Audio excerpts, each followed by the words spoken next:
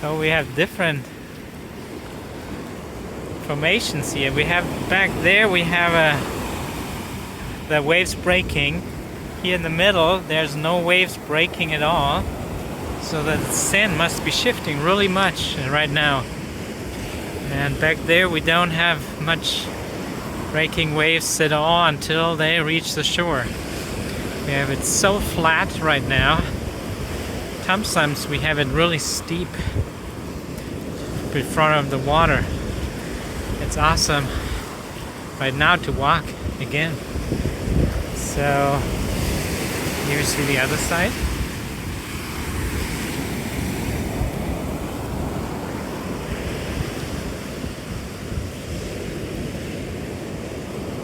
Here we have, wow, a nice sandbank.